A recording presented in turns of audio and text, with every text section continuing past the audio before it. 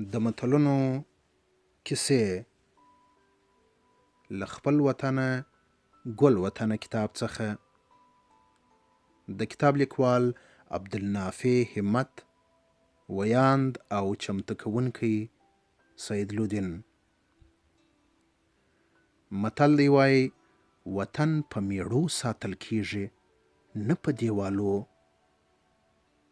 د کندهار اوسنی ښار لوی احمدشاه بابا جوړ کړی دی. د کندهار پخوانی ښار چې اوس یې خلک زوړ ښار بولي د اوسني ښار شمال غربي خواته پروت دی. زوړ ښار هم په خپل وخت کې یو ښایسته ښار و. ښایسته باغونه او لوړې لوړې ماڼۍ یې درلودلې.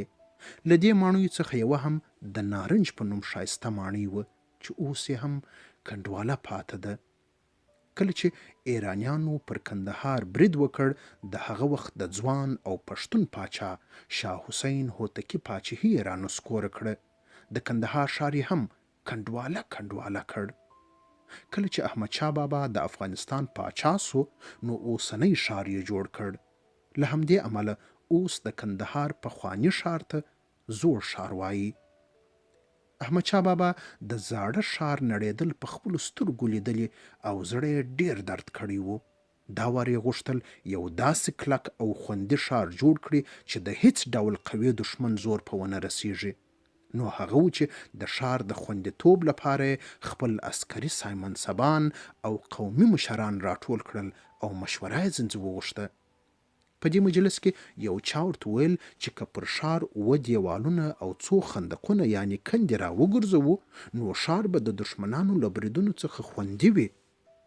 د احمدشاه بابا دا مشوره خوښه سوه او غوښتل یې چې د کندهار پر ښار 7 دیوالونه او خندقونه را وګرځوي. کله چې د احمدشاه بابا مور زرغونه انا خبره سوه نو احمدشاه بابا یې کور ته ورغوښت او داسې یې ورته ویل: زویه، موږ پښتانه یو او پښتانه هیڅکله په دیوالو او خندقو ځان نه ساتي.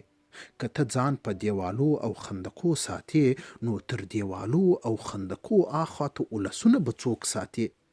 دا یوه خبره تل په غوږ کې ساته چې پښتون هیڅکله د خاورو دیوالو او کندو ته پناه نه وروړي بلکې د خدای په مرسته او خپل غیرتي ولس په مټ وطن ساتي.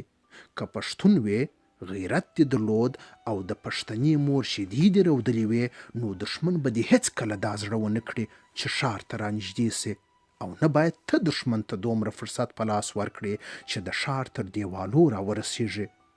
زویه، دا یوه آخري خبره مې واوره. وطن په میړو ساتل کیږي نه په دیوالو. احمدشاه بابا چې د خپلې مور وصیت واورید نو له خپل هوډ او نیت څخه واوښت او پر ښار یې دیوالونه او کندې نه را وګرځولې.